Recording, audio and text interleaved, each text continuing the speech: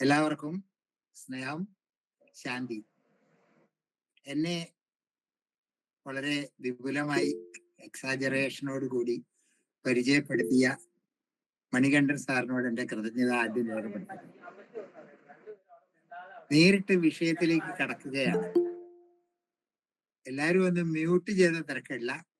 എന്നോട് ചോദ്യം ചോദിക്കാനുണ്ടാകുമ്പോൾ മാത്രം അൺമ്യൂട്ട് ചെയ്യുക, എല്ലാ സമയത്ത് മ്യൂട്ട് ചെയ്യുക, അല്ലെ ഡിസ്റ്റർബൻസ് ആവും.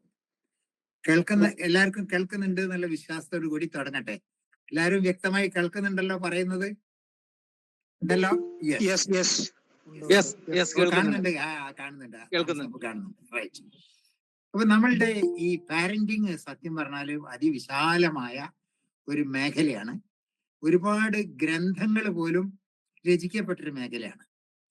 ഇപ്പൊ ആസ്ട്രേലിയക്കാരത്തി ബ്രൂസ് ജോയ്സ് എന്ന പേരുള്ള ഒരു ലേഡി ഒരു വലിയ പുസ്തകം തന്നെ ഈ പാരന്റിങ്ങിനെ കുറിച്ച് എഴുതിയിട്ടുണ്ട്. മലയാളത്തിലുണ്ട്. കുട്ടികൾ എന്ത് പഴിച്ചു എന്ന് പറഞ്ഞിട്ട് ഫാദർ വർക്കിയുടെ പുസ്തകം. അങ്ങനെ നിരന്തര പുസ്തകമുള്ള ഒരു മേഖലയാണ് അത്. നമ്മൾ ഇന്നത്തെ നമ്മുടെ സെഷൻ പഠനവുമായിട്ട് ബന്ധപ്പെട്ട് മാത്രം പാരന്റ്സിന്റെ ഉത്തരവാദിത്വം എന്തൊക്കെയെന്ന് പറയലാണ്. അത് നമുക്ക് നമ്മുടെ കുട്ടികളുടെ ശ്രേയസ്സാണല്ലോ നമ്മുടെ സന്തോഷത്തിന്റെ സ്രോതസ്. അപ്പോൾ കുട്ടികൾക്ക് ശ്രേയസ് ഉണ്ടാകാൻ വേണ്ടി അവർ പഠനകാലത്ത് കാര്യക്ഷമമായി പഠിക്കുന്നു എന്ന് ഉറപ്പുവരുത്താൻ വേണ്ടി നമുക്ക് എന്ത് ചെയ്യാൻ പറ്റും പാരന്റ്സിന്? അതിനെക്കുറിച്ചാണ് പറയുന്നത്. ഈ പഠനം എന്ന പ്രക്രിയ നമ്മൾ ഒന്നും കൂടി അറിഞ്ഞ് പെരുമാറേണ്ട കാര്യമുണ്ട്. എന്ന് വെച്ചാല് പഠനത്തിൽ ശാരീരികമായ ഒരുപാട് ഘടകങ്ങൾ ഉണ്ട് എന്ന് പറഞ്ഞാല് ചിലർക്ക് ഇത് പെട്ടെന്ന് അങ്ങോട്ട് ഉൾക്കൊള്ളാൻ പറ്റില്ല. ക്ഷീണിക്കുന്ന സമയത്തും ഉറക്കം വരുന്ന സമയത്തും പഠിച്ചാൽ ശരിയാവില്ല എന്നല്ല ഞാൻ പറയാൻ ഉദ്ദേശിച്ചത്. അതെല്ലാവർക്കും അറിയുന്ന കാര്യമാണ്. പഠനത്തിന് ശാരീരികമായും ഭൗതികമായും ഒരുപാട് ഘടകങ്ങളുണ്ട്. ഓരോന്നോരോന്നായിട്ട് ഞാൻ പറയാം. സാമൂഹികമായ ഒരുപാട് ഘടകങ്ങൾ പഠനത്തെ സ്വാധീനിക്കുന്നുണ്ട്. കുടുംബാന്തരീക്ഷം മുതൽ വിദ്യാലയ അന്തരീക്ഷം മുതൽ കൂട്ടുകാരുടെ സ്വാധീനം, അധ്യാപകരുടെ പേഴ്സണാലിറ്റി തുടങ്ങിയ ഒരുപാട് ഘടകങ്ങളുണ്ട്. അതുണ്ട്. സാമൂഹിക വൈകാരികമായ ലേണിംഗ് എന്ന് പറഞ്ഞാൽ ബേസിക്കലി ഇമോഷണലാണ്. Intellect is a mere speck afloat upon a sea of emotion എന്നൊരു വാക്യമുണ്ട്. ഇന്റലക്ട് എന്ന് പറഞ്ഞാൽ ബുദ്ധി, സ്പെക്ക് എന്ന് പറഞ്ഞാൽ കരട്. Intellect is a mere speck, അതൊരു കരട് മാത്രമാണ്. afloat upon, ഫ്ലോട്ടിങ് അപ്പോൺ, പൊങ്ങിക്കിടക്കുന്നത്. Sea of emotion. നോക്കൂ, ബുദ്ധിയെ ഒരു സ്പെക്കായിട്ട് കരടായിട്ട് കാണുമ്പോൾ ഇമോഷൻസിന് നമ്മൾ കാണുന്നത് എങ്ങനെയാണ്? നമ്മളല്ല, ഈ ഓതേഴ്സ് കാണുന്നത് ഒരു ഓഷനായിട്ടാണ്, സമുദ്രമായിട്ട്. അപ്പോ വൈകാരികമായ ഘടകങ്ങളുണ്ട്. ഒരുപാട് കുട്ടികളുടെ പഠന രീതികൾ എങ്ങനെയാണ് പഠിക്കുന്നത്, the method learning of learning, അത് ഒരു പ്രധാന ഘടകമാണ്. അങ്ങനെ ഒട്ടേറെ ഘടകങ്ങളുണ്ട്. അതിൽ വളരെ ശ്രദ്ധിക്കേണ്ട ചില ഘടകങ്ങളാണ് ഞാൻ ഇന്ന് പറയാൻ പോകുന്നത്. ഒന്ന്, നമ്മുടെ കുട്ടികളോട് കാര്യമായിട്ട് നമ്മൾ പറയേണ്ടത്, പഠനം എന്നത് എന്ന് ഒരു നിശ്ചിത സ്ഥലത്ത് തന്നെ ഇരുന്ന് പഠിക്കണം. സമയം ലാഭിക്കാൻ വേണ്ടിയും ഡിസ്ട്രാക്ഷൻസ് ഒഴിവാക്കാൻ വേണ്ടിയും. അല്ലെങ്കിൽ ശ്രദ്ധ വ്യതിചലിച്ചു പോയി. ചിലർ പഠിക്കാൻ ഒരുങ്ങി ഉള്ള സമയം മുഴുവൻ പോകും. അപ്പൊ പഠിക്കാൻ ഒരുങ്ങി സമയം പോകുന്നതിന് പകരം അവര് നിശ്ചിത സ്ഥലത്ത്, അത് കൈയെത്തുന്നിടത്ത് അവരുടെ ബിലോങ്ങിങ്സ് മുഴുവൻ, പുസ്തകമാണെങ്കിലും റെഫറൻസിനുള്ള എന്താണെങ്കിലും പേനയാണെങ്കിലും എന്ത് വേണമെങ്കിലും കൈ എത്തുന്ന സ്ഥലത്ത് A place for everything and everything in its place എന്ന് പറയുന്നത്. ഓരോന്നിനും അതിന്റെ ആ സ്ഥാനം വേണം. അതല്ലാണ്ട് എന്റെ ടെക്സ്റ്റ് ബുക്ക് എവിടെ, എന്റെ ഇൻസ്ട്രുമെന്റ്സ് ബോക്സ് എവിടെ എന്ന് തെരഞ്ഞു നടക്കേണ്ട ഒരു സാഹചര്യം ഉണ്ടാകുന്നത്. അപ്പോ ഇത് ഒക്കെ നമുക്ക് ഇത് കൊടുക്കാവുന്നതാണ്. അത് വലിയ ബുദ്ധിമുട്ടുള്ള കാര്യമൊന്നുമല്ല. ഇത് നമുക്ക് ചെയ്യാം. ഞാൻ ഉദ്ദേശിക്കുന്നത്, പഠനം എന്നത് മസ്തിഷ്കത്തില് ന്യൂറോണുകളില്, നിങ്ങൾക്കറിയാം കോടാനുകോടി ന്യൂറോൺ ഉണ്ട് ഒരു ഹ്യൂമൻ ബ്രെയിനില്. ഈ സെറിബറം എന്ന ഭാഗത്ത് തന്നെ 12 to 15 ബില്യൺ ന്യൂറോൺസ് ഉണ്ടെന്നാണ് പറഞ്ഞത്. ബില്യൺ എന്ന് പറഞ്ഞാൽ നിങ്ങൾക്ക് അറിയാലോ, 1000 മില്യൺ ആണ്. 1 മില്യൺ എന്ന് പറഞ്ഞാൽ 10 lakhs ആണ്. അപ്പോൾ സെറിബറത്ത് തന്നെ അത്രയുണ്ട്. സെറിബെല്ലം എന്ന് പറഞ്ഞ ഭാഗത്ത് 70 ബില്യൺ ഉണ്ടെന്നാണ് പറയുന്നത്, 70 ബില്യൺ. സ്പൈനൽ കോഡിൽ നോട്ട് ലെസ് ദാൻ 1 ബില്യൺ. ഇത് ഇവിടെ ബയോളജിക്കൽ സൈക്കോളജി എന്ന പുസ്തകത്തിലുള്ളതാണ്. പിന്നെ ജെയിംസ് ഡബ്ല്യു കലാട്ട് എന്ന് പറഞ്ഞ ആൾ എഴുതിയ പേജ് 27 അതിൽ പറഞ്ഞ കാര്യമാണ് ഇപ്പൊ പറയണത്. വേണമെങ്കിൽ വിശ്വാസമില്ല ഇപ്പൊ എടുത്ത് കാണിച്ചു തരാം. അപ്പൊ ആ പുസ്തകത്തിലുള്ള കാര്യം പറയുന്നത്, ഈ ന്യൂറോണുകളിലെ ആക്സൺസിലൊക്കെ പുതിയ പുതിയ RNA തന്മാത്രകളെ സൃഷ്ടിക്കുന്നുണ്ട് പഠനം നടക്കുമ്പോൾ. ഇത് പലരും മനസ്സിലാക്കിയിട്ടുണ്ടാവില്ല എന്ന് എനിക്കറിയാം. ഇപ്പൊ ന്യൂറോ ബയോളജി ഒക്കെ പഠിച്ചവർ പഠിച്ചിട്ടുണ്ടാവും. അതായത് നമ്മളൊരു വാക്കിന്റെ അർത്ഥം പഠിച്ചാൽ ഒരു പുതിയ RNA മോളിക്യൂൾ ഉണ്ടാവും എന്ന് പറയുന്നത്. ഒരു കവിത കാണാതെ പഠിച്ചാൽ ഒരു ചെയിൻ ഓഫ് RNA ഉണ്ടാവും. നമ്മുടെ ഓർഗനിൽ ഒരു മ്യൂസിക് പ്ലേ ചെയ്യാനോ സൈക്കിളിൽ ബാലൻസ് ചെയ്യാനോ പഠിച്ചാൽ നമ്മുടെ വെസ്റ്റിബുലാർ നെർവ് സെൽസില് ഒരു ചെയിൻ ഓഫ് RNA ഡെവലപ്പ് ചെയ്യപ്പെടുന്ന പറയുന്നത്. അപ്പൊ ഈ RNA, ഇങ്ങനെ ഉണ്ടാകുന്ന RNA അവിടെ കൺസോളിഡേറ്റ് ചെയ്യാനും അവിടെ സ്റ്റെബിലൈസ് ചെയ്യാനും അനുവദിച്ചാൽ മാത്രമേ പഠനം നടക്കുള്ളൂ. അതിനെ ഡിസ്റ്റർബ് ചെയ്തുകൊണ്ടിരുന്നാൽ പഠിച്ചത് മറന്നു പോകും എന്ന് തെളിയിച്ച ആളുകളാണ്. ഞാൻ ഒരു ചെറിയ സ്ലൈഡ് കാണിച്ചോട്ടെ, നമുക്ക് നോക്കാലോ. ഒരു സ്ലൈഡ്. ഇത് ജെൻകിൻസ് ഡാലൻബാച്ച് എന്ന 2 സൈക്കോളജിസ്റ്റ് നടത്തിയ ഒരു പഠനത്തിന്റെ റിസൾട്ട് ആയിട്ട് അവര് മെമ്മറി എത്രത്തോളം റീറ്റെയിൻ ചെയ്യാൻ പറ്റുന്നുണ്ട് എന്ന് കാണിച്ചു തരികയാണ്. അതായത് എത്രത്തോളം റീറ്റെയിൻ ചെയ്യാൻ പറ്റുന്നത്, മെമ്മറൈസ് ചെയ്യാൻ പറ്റുന്നുണ്ട്. ഒരേ പ്രായമുള്ള ഒരേ ബുദ്ധിശക്തിയുള്ള കുട്ടികളെ സെലക്ട് ചെയ്തു. ഈ കുട്ടികളെ റാൻഡമൈസ് ചെയ്ത് 2 ഗ്രൂപ്പാക്കി. റാൻഡമൈസ് ചെയ്യാൻ പറഞ്ഞാൽ each member has equal chance to be included in either of these groups. അങ്ങനെയാണല്ലോ പറയാ. 1, 3, 5, 7 ഇങ്ങനെ തരംതിരിവ്, 2, 7 മറ്റൊരു വേറൊരു ഗ്രൂപ്പ്, അങ്ങനെയൊക്കെ റാൻഡമൈസ് ചെയ്യാം. അങ്ങനെ 2 ഗ്രൂപ്പാക്കി. ഈ കുട്ടികൾക്ക് നോൺസെൻസ് സിലബിൾസ് ബൈ ഹാർട്ട് ചെയ്യാൻ കൊടുത്തു. നോൺസെൻസ് സിലബിൾസ് എന്ന് പറഞ്ഞാല് ഒരു മീനിങ്ങും ഇല്ലാത്ത, ഞാനൊരു 5 എണ്ണം പറയാം, നിങ്ങൾക്ക് പഠിക്കാൻ പറ്റുമോ നോക്കൂ. 5 നോൺസെൻസ് സിലബിൾസ് ഞാൻ പറയുകയാണ്, നിങ്ങൾ ബൈ ഹാർട്ട് ആക്കാൻ പറ്റുമോ നോക്കൂ. XOP, NYQ, RTZ, LKN, MXE. എളുപ്പമല്ലാന്ന് മനസ്സിലായല്ലോ ഇത് ബൈ ഹാർട്ട് ആക്കാൻ. ഇങ്ങനെ 50 എണ്ണം അടങ്ങിയ ഒരു ലിസ്റ്റ് ആണെങ്കിലോ, ഇപ്പൊ 5 എണ്ണം അടങ്ങിയ ഒരു ലിസ്റ്റ് ഞാൻ പറഞ്ഞത്. 3 ലെറ്റേഴ്സ് ഉള്ള 5 എണ്ണം അടങ്ങിയ നോൺസെൻസ് സിലബിൾസ് ഞാൻ പറഞ്ഞു. ഇങ്ങനെ 50 എണ്ണം പഠിക്കുന്ന ഓരോ കുട്ടിക്കും, അതേ ഓർഡറിൽ 50 എണ്ണവും പറയുന്ന ഓരോ കുട്ടിക്കും $100 വീതം കൊടുക്കാന്നാ പറഞ്ഞത്. അപ്പൊ കുട്ടികൾ ഹൈലി മോട്ടിവേറ്റഡ് ആയി. ഈ $100 ചില്ലറ പൈസയല്ലല്ലോ, അത് വാങ്ങണം എന്നുള്ള വാശിയോട് കൂടി കുട്ടികൾ പഠിക്കാൻ തുടങ്ങി. അങ്ങനെ പഠനം മുറുകുന്ന സമയത്താണ് കുട്ടികളോട് പറയുന്നത്, കുട്ടികളെ മെമ്മറൈസ് ചെയ്യാൻ പറ്റിയ ടാബ്ലറ്റ് തരാ എന്ന് പറഞ്ഞ് A ബാച്ചിലുള്ള കുട്ടികൾക്ക് സ്ലീപ്പിംഗ് പിൽസ് കൊടുത്തു. B ബാച്ചിലുള്ള കുട്ടികൾക്ക് പ്ലാസിബോ ടാബ്ലറ്റ്സ് എന്ന് പറയും, സ്റ്റാർച്ച് മാത്രമുള്ള ടാബ്ലറ്റ്. ഗുളിക കിട്ടിയ സന്തോഷത്തില് 2 ഗ്രൂപ്പ് മത്സരിച്ച് പഠിക്കാൻ തുടങ്ങി. കുറെ കഴിഞ്ഞപ്പോഴേക്ക് ഈ സ്ലീപ്പിംഗ് പിൽസ് കഴിച്ച കുട്ടികൾ കണ്ണിന്റെ പോള കനം തൂങ്ങി, അവര് ഡെസ്കിന്റെ മുകളിൽ കവിഴ്ന്ന് കിടന്ന് കോട്ടുവായി ഇടാൻ തുടങ്ങി. അവസാനം എല്ലാവരും ഉറങ്ങിപ്പോയി. അപ്പൊ B ബാച്ചുകാരോട് പറഞ്ഞു, let's not disturb them, let's go to the library എന്ന് പറഞ്ഞ എല്ലാരെയും കൂടി ലൈബ്രറിയിലേക്ക് കൊണ്ടുപോയി. ലൈബ്രറിയില് കുറെ സമയം അവരെ പസിൽസും അതും ഇതൊക്കെ ചെയ്യിച്ച് രണ്ടാമത് തിരിച്ചു കൊണ്ടുവന്നു. നോക്കൂ, 1 മണിക്കൂർ കഴിഞ്ഞപ്പോ റീകോൾ ടെസ്റ്റ് നടത്തിയപ്പോ ഉറങ്ങിയ കുട്ടികള് 74% ഓർമ്മിച്ചു. 74%, റെഡ് ലൈൻ 74%. ഉറങ്ങിയ കുട്ടികള് 74% ഓർമ്മിച്ചപ്പോ ഉണർന്നിരുന്ന കുട്ടികൾ 45% ഓർമ്മിച്ചത്. നോക്കൂ, 45% ഓൺലി ഉണർന്നിരുന്ന കുട്ടികൾ. 2 മണിക്കൂർ കഴിഞ്ഞപ്പോ വ്യത്യാസം നോക്കൂ, വ്യത്യാസം കൂടി വരികയാണ്. 4 മണിക്കൂർ കഴിഞ്ഞപ്പോ 8 മണിക്കൂർ കഴിഞ്ഞ് റീകോൾ ടെസ്റ്റ് നടത്തി ജെൻകിൻസ് ആൻഡ് ഡാലൻബാച്ച്. അപ്പോ കണ്ടത് ഉറങ്ങിയ കുട്ടികൾ 50% ഓർമ്മിച്ചു, ഉണർന്നിരുന്ന കുട്ടികൾ 14% ഓർമ്മിച്ചിട്ടുള്ളൂ എന്നാണ്.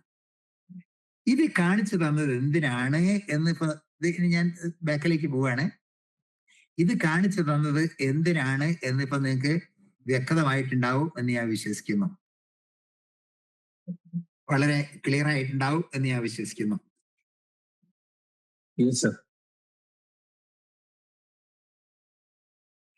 അതായത് നമ്മള് എന്നെ കാണുന്നില്ല അല്ലേ?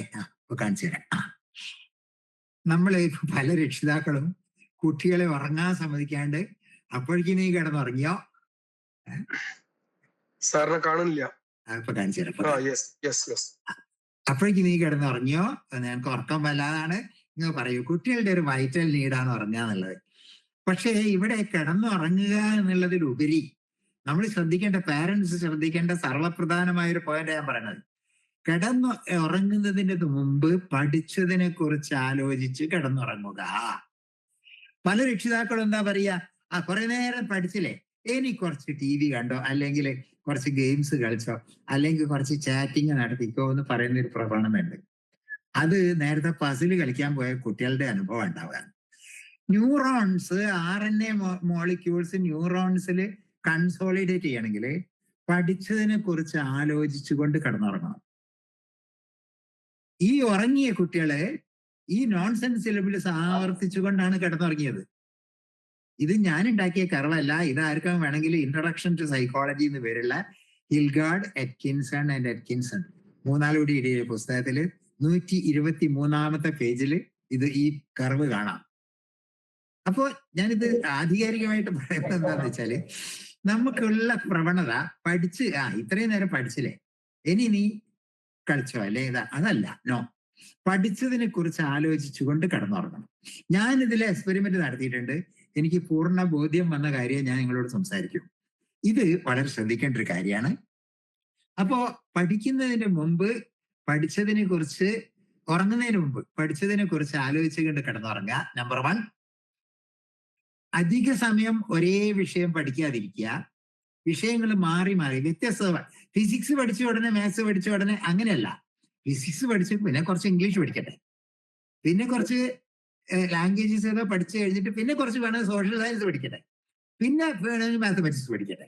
അങ്ങനെ വ്യത്യസ്തമായ വിഷയങ്ങൾ. എന്നാൽ എന്താ, ഇന്ററാക്ഷൻ കുറയുമെന്നാ പറയുന്നത്. അതായത് അതിന് ഈ retroactive inhibition, proactive inhibition എന്നൊക്കെ പറഞ്ഞ സൈക്കോളജിയിൽ കുറെ ടേംസ് ഉണ്ട്. അതൊന്നും ഞാനിപ്പോ ഇവിടെ വിസ്തരിക്കാൻ നമുക്ക് സമയമല്ല.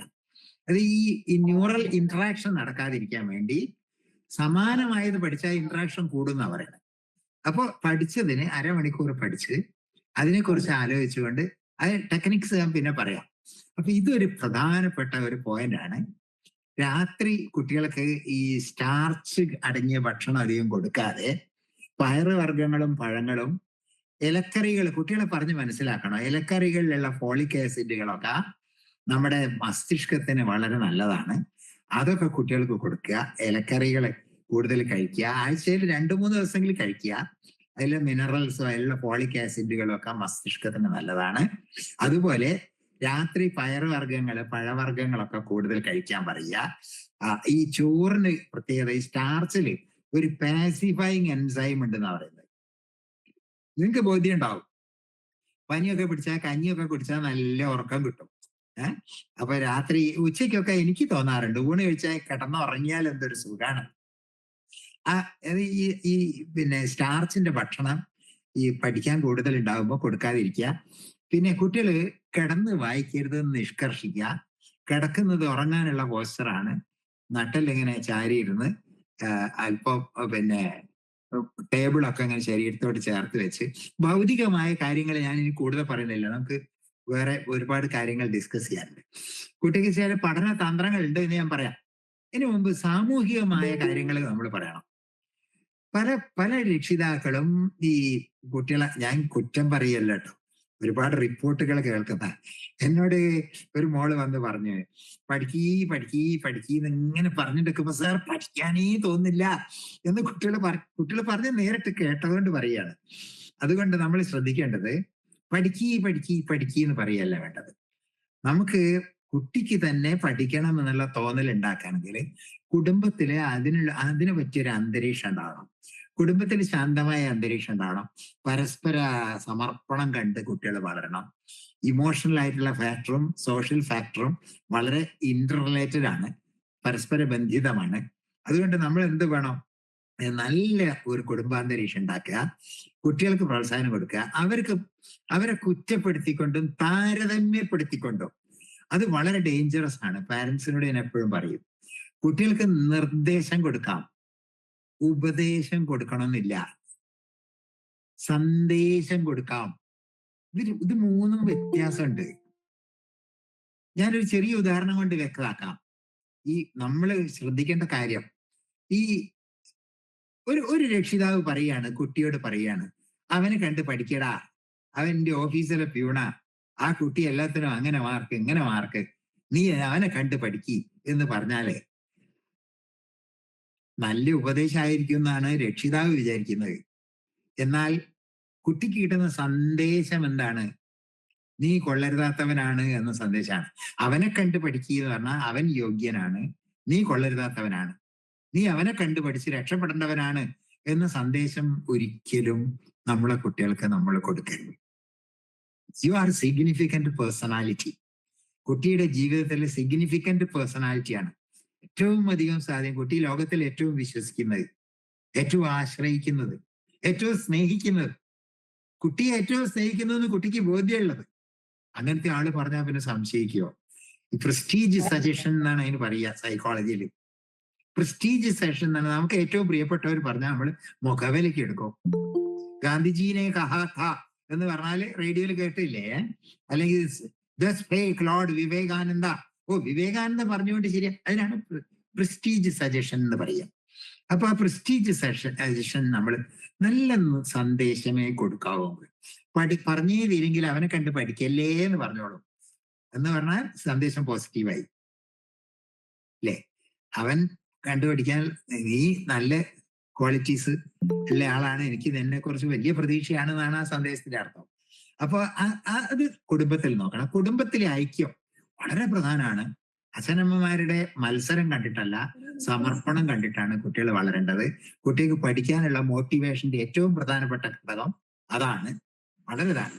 പിന്നെ പരീക്ഷ എന്ന് പറഞ്ഞ് പേടിപ്പിക്കുകയല്ല വേണ്ടത്. പരീക്ഷയിലെ മാർക്കൊന്നുമല്ല ജീവിതം. നമ്മൾ പറയാണ്, കുട്ടികൾ കേൾക്കുന്നില്ല എന്ന് വിശ്വസിക്കട്ടെ. പരീക്ഷയുടെ മാർക്കൊന്നുമല്ല ജീവിത വിജയത്തിന് അടിസ്ഥാനം. അങ്ങനെയാണ് സച്ചിൻ തെണ്ടുൽക്കറൊക്കെ ജീവിതത്തിൽ പരാജയപ്പെടുമായിരുന്നു. ഇപ്പൊ സൂര്യവംശി വൈഭവ് സൂര്യവംശി പരീക്ഷ എഴുതാണ്ട് കളിക്കാൻ പോയി. അപ്പൊ ഞാൻ പറഞ്ഞത്, പരീക്ഷയുടെ മാർക്കൊന്നുമല്ല ജീവിത വിജയത്തിന്റെ മാനദണ്ഡം. കുട്ടികള് അവര് പഠിക്കൂ, അവർക്ക് മോട്ടിവേഷൻ ഉണ്ടാവണം, അവർക്ക് പഠിക്കണം, വരണം എന്നുള്ള തോന്നൽ ഉണ്ടാക്കുന്ന സമയത്താണ് നമ്മൾ വിജയിക്കുക. അത് സ്കൂളിൽ നിന്ന് മാത്രം പോരാ, വീട്ടിൽ നിന്ന് അത് ചെയ്യണം. പണ്ടൊക്കെ സ്കൂൾ ടീച്ചർ സ്റ്റുഡന്റ് എന്നുള്ള റിലേഷൻഷിപ്പ് ആയിരുന്നു. ഇപ്പോ ഈ ട്രയാങ്കുലർ ആയിട്ടുണ്ട്, പാരന്റ് ടീച്ചർ ആൻഡ് സ്റ്റുഡന്റ് ആയിട്ടുണ്ട്. അതും പോരാ, ഇപ്പൊ നാലാമത്തെ ഒരു തരംഗമായിട്ട് നമ്മുടെ ഈ ഇതുപോലെയുള്ള ഇൻബൈറ്റ് അക്കാഡമി മാതിരിയുള്ള ഡിജിറ്റൽ ഡിവൈസസ് നാലാമത്തെ തൂണായിട്ട് വന്നിട്ടുണ്ട്. അങ്ങനെ ഒരു ഫോർ പില്ലേർഡ് ഒരു സ്ട്രക്ചർ ആയിട്ടാണ് ലേണിംഗ് ഇപ്പൊ നടക്കുന്നത്. ഇതൊക്കെ നമ്മൾ തിരിച്ചറിയാം. അപ്പോട്ടെ, ഇനി സമയക്കുറവുണ്ട്. വൈകാരികമായ നല്ല ഒരു അന്തരീക്ഷം കുട്ടികൾക്ക് കുടുംബത്തില് നമ്മൾ കൊടുക്കുക. അവരിൽ നമുക്ക് വിശ്വാസം ഉണ്ട് എന്ന് കമ്മ്യൂണിക്കേറ്റ് ചെയ്യുക. അവർക്ക് ഇപ്പൊ ഞാൻ ചില ക്ലാസ്സിൽ, പാരന്റിങ് ക്ലാസ് പറയുന്ന ഒരു കാര്യം നിങ്ങളോട് പറഞ്ഞുകൊള്ളട്ടെ, എന്നോട് ദേഷ്യം തോന്നണ്ട. 98 മാർക്ക് വാങ്ങിക്കൊണ്ടുവന്ന ഒരു കുട്ടിയോട് ഒരു സ്കൂളിൽ അങ്ങനെ അടിച്ചു കുട്ടിയെ. 98 എന്താണ്, 45 മാർക്ക് വാങ്ങിയ അടിയില്ല, 98 മാർക്ക് തന്നെ. സ്കൂളിന്റെ പേര് പറയുന്നത് ശരിയല്ല, അതുകൊണ്ട് ഞാൻ പറയുന്നില്ല. വല്ലാതെ അടിച്ച് കുട്ടിയുടെ കയ്യൊക്കെ, എന്തുകൊണ്ട് 100 മാർക്ക് വാങ്ങിയില്ല എന്ന് ചോദിച്ചിട്ട് അടി. രക്ഷിതാക്കൾ പോലും അങ്ങനെ ചെയ്യുന്നുണ്ട്. എവിടെ പോയടാ 2 മാർക്ക് എന്ന് ചോദിക്കുക. ഞാൻ ചോദിക്കാറുണ്ട് രക്ഷിതാക്കളോട്, നിങ്ങൾ പഠിക്കുമ്പോ നിങ്ങൾക്ക് എല്ലാ വിഷയത്തിലും 98 കിട്ടിയിരുന്നോ? അപ്പോ അയ്യോ, ഞാൻ പഠിച്ച സമയത്ത് എനിക്ക് 45 കിട്ടിയിട്ടില്ലായിരുന്നു മോനെ, അല്ലെ മോളെ, നിങ്ങൾക്ക് 98 കിട്ടിയോ എന്നാണ് ഹഗ് ചെയ്യല്ലേ വേണ്ടത്. അങ്ങനെ ഹഗ് ചെയ്യുമ്പം കുട്ടിയുടെ മനസ്സിൽ കുട്ടി തീരെ കുറിച്ചിടും.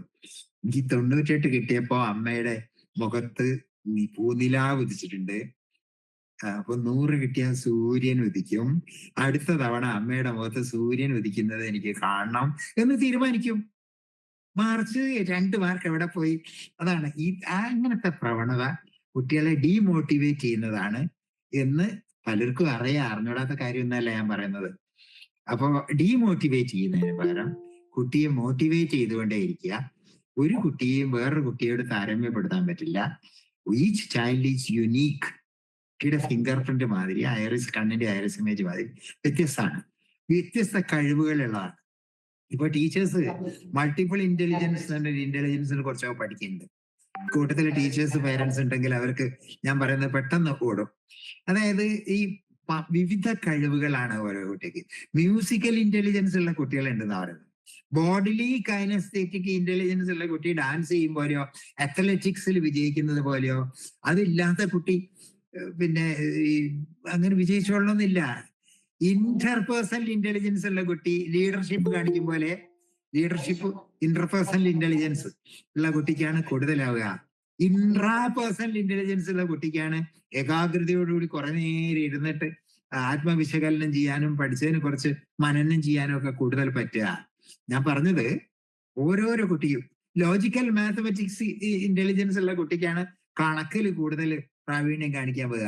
ലിംഗ്വിസ്റ്റിക് ഇന്റലിജൻസ് ഉള്ള കുട്ടിക്കാണ് ഭാഷയിൽ, ഇത് ഹോവാർഡ് ഗാർണറുടെ തിയറിയാണ്, ഞാൻ ഉണ്ടാക്കിയൊന്നല്ല. ഇവിടെ ഉണ്ട് പുസ്തകം, ഹോവാർഡ് ഗാർണറുടെ മൾട്ടിപ്പിൾ ഇന്റലിജൻസിന്റെ പുസ്തകം. ഞാൻ പറഞ്ഞത് നമ്മള് പല കുട്ടികൾക്കും പല കഴിവാണ്. അത് നമ്മൾ തിരിച്ചറിഞ്ഞ് ഉള്ള കഴിവ് പ്രോത്സാഹിപ്പിക്കാനുള്ള ഒരു ശ്രമം നമ്മുടെ ഭാഗത്തുണ്ടാവാം. അപ്പോ ഈ ഇമോഷണൽ ആയിട്ടും സോഷ്യൽ ആയിട്ടുള്ള കാര്യങ്ങൾ ഞാൻ ഇങ്ങനെ ശ്ലോകത്ത് കഴിക്കുകയാണ്, വിസ്തരിച്ച് പറയാൻ നമുക്ക് സമയമില്ലാത്തതുകൊണ്ട്. ഞാൻ ഇനി അടുത്ത് പറയാൻ പോകുന്നത് പഠിക്കാനുള്ള കുറെ സ്ട്രാറ്റജീസ് ആണ്. അതിന് ഞാനൊരു ഫോർമുല നിങ്ങൾക്ക് സജസ്റ്റ് ചെയ്തു തരാം. കുട്ടികളോട് പഠിക്കാനുള്ള ഒരു ഫോർമുല. എന്താ ഫോർമുല എന്ന് വെച്ചാല് എളുപ്പമാണ് ഓർമ്മിക്കാൻ. PQRS ഫോർമുല എന്നാണ് പറയാം. PQRS ഓർമ്മിക്കാൻ എളുപ്പമാണ്. പഠനം കൂടുതൽ കാര്യക്ഷമവും ഫലപ്രദവും ആവണമെങ്കിൽ ഈ ഫോർമുല ഉപയോഗിച്ചാൽ മതി. ഇതെന്താ ഈ ഫോർമുല ഞാൻ ഡെവലപ്പ് ചെയ്താണ്. ഈ ഫോർമുല ഡെവലപ്പ് ചെയ്യാനുള്ള പശ്ചാത്തലം നിങ്ങളോട് പറയട്ടെ.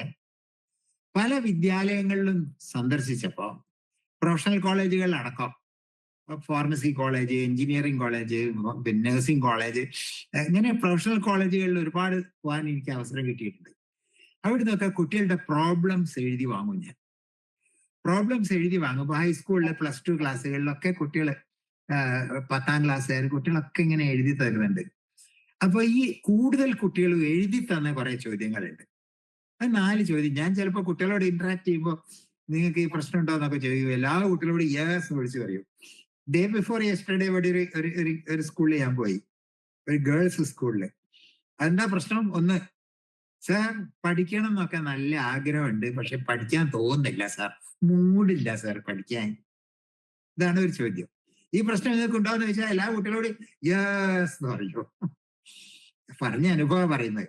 2ാമത്തെ ചോദ്യം കുട്ടികൾ എഴുതി തന്ന ചോദ്യം, സാർ പഠിക്കാൻ ഇങ്ങോട്ട് നോക്കി വായിക്കാൻ ഇങ്ങോട്ട് തുടങ്ങി കുറച്ച് കഴിയുമ്പോഴേക്ക് ഈ മനസ്സ് ഇതിലേക്കോ പോവുക, കോൺസെൻട്രേഷൻ കിട്ടുന്നില്ല എന്നാണ് 2ാമത്തെ പരാതി. 3ാമത്തെ പരാതി, എല്ലാം പഠിച്ചിട്ടേ കിടന്നുറങ്ങൂ, പക്ഷേ വായിച്ച് 2 പാരഗ്രാഫ് വായിക്കുമ്പോഴേക്ക് ഉറക്കം വരുന്നു സാർ. അതാണ് 3ാമത്തെ പരാതി. 4ാമത്തെ പരാതി, പഠിച്ചത് മറന്നു പോകുന്നു സാർ എന്നുള്ളതാണ്. ഈ 4 ചോദ്യങ്ങൾക്ക് ഉത്തരം പറയാനാണ് കുട്ടികളുമായിട്ട് സംസാരിക്കുമ്പോൾ ഞാൻ സമയം ചെലവഴിക്കാറ്. ഇതിൽ 1ാമത്തെ ചോദ്യത്തിന് മറുപടി ഇല്ല എന്ന് ഞാൻ പറയാറ്. അതിന് ഞാൻ കുറെ ഉദാഹരണവും കുറെ ആളുകളുടെ കഥകളും അനുഭവങ്ങളും ഒക്കെ പറഞ്ഞു കൊടുക്കും. അപ്പോ APJ അബ്ദുൽ കലാമിന്റെ, അബ്രഹാം ലിങ്കന്റെ ഒക്കെ കഥ പറഞ്ഞു കൊടുക്കും. അത് നമുക്കിപ്പോ പ്രസക്തമല്ല. ബാക്കിയുള്ള 3 ചോദ്യങ്ങൾക്കും വ്യക്തമായ നിർദ്ദേശം നമുക്ക് കൊടുക്കാൻ പറ്റും. അതിലുള്ള നിർദ്ദേശങ്ങളിൽ പെട്ടതാണ് PQRS. ഈ PQRS, P എന്ന് പറഞ്ഞാല് പ്രീവ്യൂ എന്നാണ്. പ്രീവ്യൂ എന്ന് പറഞ്ഞാൽ പഠിക്കാനുള്ള പാഠ്യവസ്തുവിനെ ഹോളിസ്റ്റിക് ആയിട്ട് കാണാം, ഒന്നിച്ച് കാണാം, സമഗ്രമായിട്ട് കാണാം. സൈക്കോളജിയുടെ ഭാഷയിൽ ഗസ്ട്രാൾട്ട് എന്നൊക്കെ പറയും. The whole dominates its parts എന്നാണ്. പാർട്ടിസ്റ്റിക് ആയിട്ടുള്ള സമീപനം ഒരിക്കലും നമുക്ക് അർത്ഥപൂർണമാവില്ല. ഇതൊരു വലിയ തത്വമാണ്. ഞാനിരിക്കുന്ന ഈ ബിൽഡിങ്ങിനെ കുറിച്ച് നിങ്ങൾ പഠിക്കാൻ വേണ്ടി ഈ ബിൽഡിങ്ങിലെ ഓരോ ഇഷ്ടിക എടുത്ത് പരിശോധിച്ചാൽ ഈ ബിൽഡിങ്ങിനെ പറ്റി എനിക്ക് എത്രത്തോളം മനസ്സിലാവും? സമുദ്രത്തെ കുറിച്ച് പഠിക്കാൻ സമുദ്രത്തിൽ നിന്ന് കുറച്ച് വെള്ളം മുക്കിക്കൊണ്ടുവന്ന് മൈക്രോസ്കോപ്പ് കൂടെ നോക്കിയാൽ കിട്ടുന്ന അനുഭവമാണോ സമുദ്രം കാണുമ്പോൾ നിങ്ങൾക്ക് കിട്ടുന്ന അനുഭവം? സപ്തസ്വരങ്ങൾ ഉണ്ടല്ലോ, സപ്തസ്വരങ്ങള്, സാരിഗമ. ഈ സപ്തസ്വരങ്ങളെ കൊണ്ട് എന്തെല്ലാം രാഗങ്ങൾ ഉണ്ടാക്കുന്നുണ്ട്. അപ്പോ ഈ സ്വരങ്ങളല്ല, ആ സ്വരങ്ങൾ എങ്ങനെ കമ്പൈൻ ചെയ്തു എന്നുള്ളതാണ്. അതുപോലെ തന്നെയാണ്, അതിനെയാണ് ഗസ്റ്റാൾട്ട് എന്ന് പറയുക, holistic. Whole dominate his parts. സമഗ്രത അത് വളരെ ആവശ്യമാണ്. ഒരു ചാപ്റ്റർ പഠിക്കുകയാണെങ്കിൽ ആ ചാപ്റ്ററിനെ മൊത്തത്തിലൊന്ന് കാണണം, എന്നിട്ട് സൂക്ഷ്മത്തിലേക്ക് പോകണം. ഇത് നിങ്ങൾ നിഷ്കർഷിക്കണം. ഞാൻ ഒരു ചെറിയ സ്കെച്ച് വരച്ച് ഒരു കാര്യം നിങ്ങൾ കാണിച്ചു തരണമെന്ന് ആഗ്രഹിക്കാം. ഒരു ചെറിയ സ്കെച്ച്, ഒരു സെക്കൻഡ് എടുത്താൽ ഇപ്പൊ വരച്ചു തരാം. പേപ്പറൊക്കെ അവിടെ തന്നെ ഒരു പിടിയില്ല അല്ലേ? എന്തോന്ന് വരച്ചു നോക്കാം. എന്നാ ഞാൻ വേറെ ഒന്ന് വരയ്ക്കാം. ഇതെന്തായിരിക്കും വരച്ചത്? ഹെയർപിൻ ആണോ?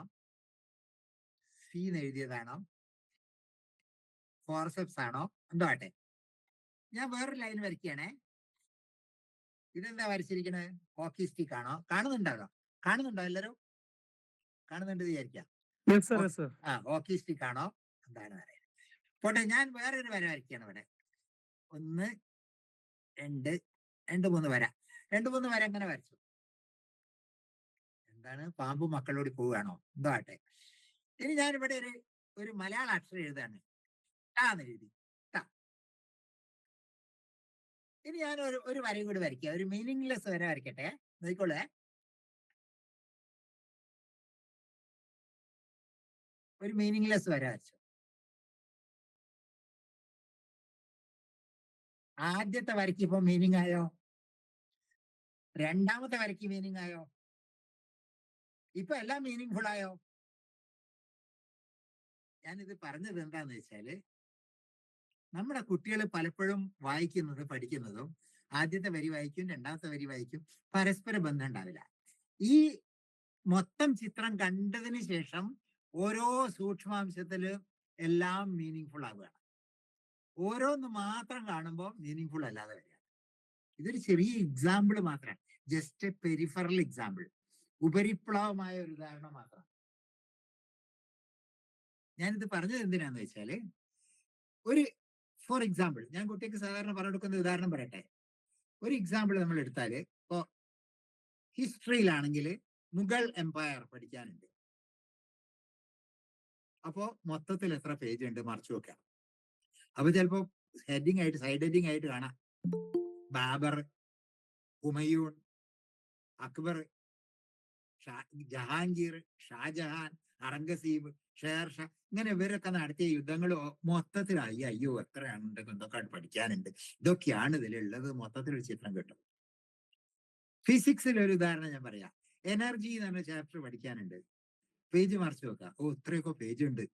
അപ്പൊ functional energy, potential energy, electrical energy, mechanical energy, atomic energy, solar energy, gravitational energy, wind energy, hydraulic energy, my goodness, എന്തെല്ലാം കൈനറ്റിക് എനർജി, എന്തെല്ലാം തരം എനർജി ഫോംസ് ഉണ്ട്.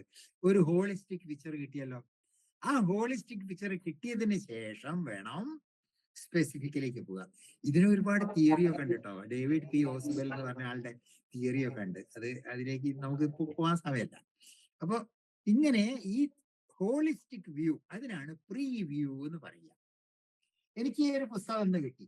ഈ പുസ്തകം ഇന്ന് കിട്ടിയ പുസ്തകമാണ്. എൻ്റെ ഒരു സുഹൃത്തിനോട് ഞാൻ കടമായിക്കൊണ്ടതാണ്. അത് ഈ പുസ്തകം കിട്ടി, ഞാൻ എന്താ ആദ്യം ചെയ്യാം? ഈ പുസ്തകത്തിന്റെ ചിലപ്പോ ഇതിന്റെ ചാപ്റ്റർ ഹൈലൈറ്റ്സ് ഉണ്ടാവും, അത് വായിച്ചു നോക്കും. ഈ പുസ്തകത്തെ പറ്റി ആളുകൾ പറഞ്ഞ കമന്റ്സ് ഉണ്ടാവും, അത് വായിച്ചു നോക്കും. ഇതിന്റെ കോണ്ടന്റ് പേജ് ഉണ്ടാവും, എത്ര കോണ്ടന്റ് ഉണ്ട്, എന്തൊക്കെ ഉണ്ട്, അത് നോക്കൂ. അപ്പൊ ഈ പുസ്തകത്തെ കുറിച്ച്, ഈ പുസ്തകത്തിന്റെ കോണ്ടന്റ് എന്താണെന്ന് ഹോളിസ്റ്റിക് ആയിട്ട് കണ്ടതിന് ശേഷം സ്പാർട്ടിസ്റ്റിക് ആയിട്ട് പോവുക. അത് വളരെ പ്രധാനപ്പെട്ടതാണ്. അതാണ് പ്രീവ്യൂ. കൂടുതൽ സമയം എടുക്കുന്നില്ല. രണ്ടാമത്തേത് ക്യൂ ആയിരുന്നു. കുട്ടികൾക്ക് ഓരോ വിഷയത്തിന് ഓരോ പുസ്തകമായി കൊടുക്കണം. റഫ് ബുക്ക് ഓരോ വിഷയത്തിന് ഓരോ റഫ് ബുക്ക്. ആ റഫ് ബുക്കില് റഫ് ബുക്ക് കാണിച്ചു തരാം. എന്റെ റഫ് ബുക്ക് അത് പഴയ ഡയറിയാ. ഈ റഫ് ബുക്കില് കുട്ടി എഴുതാൻ വേണ്ടി പല കളറുള്ള പേന വാങ്ങി കൊടുക്കണം, പല കളറുള്ള സ്കെച്ച് പേന. അത് വളരെ പ്രധാനമാണ്. ഇതൊക്കെ പഠന രീതിയാണ്. അപ്പോ ഒരു ക്വസ്റ്റ്യൻ ഇവിടെ എഴുതണം, ഒരു ക്വസ്റ്റ്യൻ ഇവിടെ എഴുതണം. പേജിന്റെ മേലെ ഒന്നും പേജിന്റെ നടുവിലൊന്നും. ഈ പേജിലൊന്നും എഴുതരുത്, പിന്നെ അടുത്ത പേജിലേക്ക് പോകണം. അങ്ങനെ എവിടുന്ന് ചോദ്യം കിട്ടുക? കുട്ടികളോട് പറയണം, ഇങ്ങനെ നിർദ്ദേശം കൊടുക്കണം, വീട്ടിൽ നിന്നുള്ള ഗൈഡൻസ്. അതായത് ടെക്സ്റ്റ് ബുക്കിന്റെ അവസാനം ചോദ്യം ഉണ്ടാവും, പാഠത്തിന്റെ അവസാനം. ആ ചോദ്യങ്ങൾക്കുള്ള പ്രത്യേകത the most important most relevant പോയിന്റ്സിനെ മുഴുവൻ ബേസ് ചെയ്തുകൊണ്ട് ചോദ്യം ഉണ്ടാവും. ആ ചോദ്യം ക്ലാസ്സിൽ എടുത്തപ്പോൾ തന്നെ കുട്ടിക്ക് തറോ ആയിട്ടുണ്ട്, എന്നാ പിന്നെ അത് കുട്ടി എഴുതേണ്ട കാര്യമല്ല. കുട്ടിക്ക് അറിയില്ല ചോദ്യമെങ്കിൽ അതിന്റെ ഉത്തരം ഇവിടെ എഴുതാൻ ബുദ്ധിമുട്ടില്ലല്ലോ കുട്ടിക്ക്. ഞാൻ കുട്ടിയോട് ചോദിക്കും, ഇതാർക്കാ ബുദ്ധിമുട്ടുള്ളത് ചോദിക്കാറുണ്ട്. സാധിക്കില്ലേ? ഒരു ചോദ്യം കിട്ടിയാൽ എനിക്ക് ഉത്തരം അറിയോ അറിയില്ലയോ നിങ്ങൾക്ക് തീരുമാനിച്ചൂടെ? അറിയില്ലെങ്കിൽ ഇവിടെ എഴുതിക്കൂടെ എന്ന് ചോദിക്കാറുണ്ട്. അങ്ങനെ ചോദ്യം എഴുതിയെടുക്കുക. പ്രീവിയസ് ക്വസ്റ്റ്യൻ പേപ്പറിന് ചോദ്യം കിട്ടുമല്ലോ. പ്രീവിയസ് ക്വസ്റ്റ്യൻ പേപ്പർ ക്ലാസ് ടെസ്റ്റിന് ചോദ്യം കിട്ടുമല്ലോ. ഗൂഗിൾ സെർച്ച് ചെയ്താൽ ഒരു വിഷയത്തെ കുറിച്ച് എത്ര ചോദ്യമാണ് പീപ്പിൾ ഓൾസോ ആസ്ക് എന്ന് പറഞ്ഞിട്ട് എത്ര ചോദ്യം കിട്ടുമല്ലോ. എന്തെങ്കിലും ഒരു ഫിനോമിനെ കുറിച്ച് നിങ്ങൾ ചോദിച്ചു, കൈനറ്റിക് എനർജി, നിങ്ങളൊന്ന് ഗൂഗിൾ സെർച്ച് ചെയ്ത് നോക്കൂ, പീപ്പിൾ ഓൾസോ ആസ്ക് എന്ന് ഇങ്ങനെ വരും. നിങ്ങൾ മരുന്നിന്റെ പേര് ചോദിച്ചു നോക്കൂ. അപ്പൊ ആ ഇങ്ങനെ ചോദ്യങ്ങൾ അറിഞ്ഞുകൂടാത്ത എത്ര ചോദ്യം കിട്ടുമോ. മുൻ വർഷങ്ങളിൽ ക്വസ്റ്റ്യൻ പേപ്പറിന്നോ ഗൈഡ് ബുക്കിൽ നിന്ന് ചോദ്യം ഉണ്ടാവും. ടെക്സ്റ്റ് ബുക്കിലുള്ള ചോദ്യം ആദ്യം എഴുതണം, അറിഞ്ഞുകൂടാത്തത്. അങ്ങനെ ചോദ്യങ്ങൾ കളക്ട് ചെയ്യലാണ് രണ്ടാമത്തെ ക്യൂ. ഓക്കെ, ക്ലിയർ ആണല്ലോ? കുട്ടികളോട് ചോദ്യങ്ങൾ കളക്ട് ചെയ്യാൻ പറയാം. മൂന്നാമത്തേത് ആർ, ക്യാപിറ്റൽ ആറാണ്. മൂന്നാമത്തേത് ആർ. ഈ ക്യാപിറ്റൽ ആറിന് കുറെ സബ് ഡിവിഷൻസ് ഉണ്ട്. സ്മോൾ ആറുകൾ 4 എണ്ണം ഉണ്ട്. ഞാൻ കുട്ടികളോട് സംസാരിക്കുമ്പോൾ പറയല്, ഇത് തള്ളയാറാണ് ക്യാപിറ്റൽ, 4 മക്കളാറുണ്ട് സ്മോൾ ആറ്.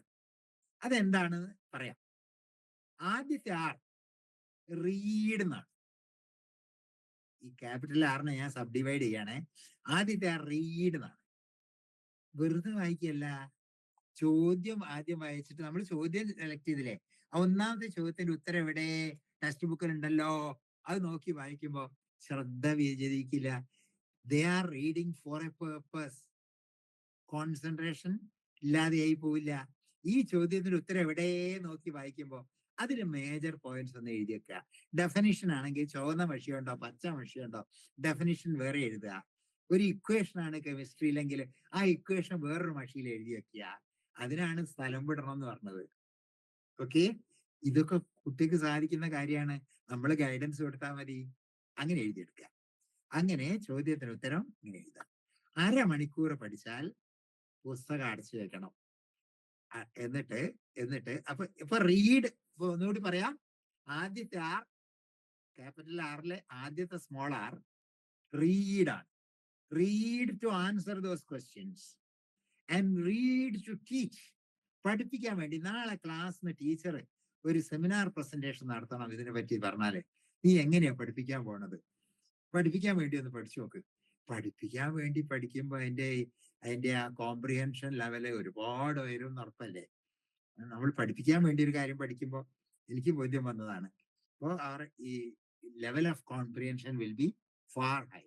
അപ്പൊ അങ്ങനെ വായിക്കാം, പോയിന്റ്സ് എഴുതിക്കൊണ്ട്. അടുത്തത് റിസൈറ്റ് എന്നാണ്. രണ്ടാമത്തെ ആറിലേക്ക് പോയാൽ റിസൈറ്റ് എന്ന് പറഞ്ഞാൽ പുസ്തകം അടച്ചു വെച്ച് പുസ്തകത്തിലുള്ള, ഞാൻ ഒരു പണി ചെയ്യാം, ഞാൻ ഇതിലേക്ക് തന്നെ വീണ്ടും പോവുകയാണേ.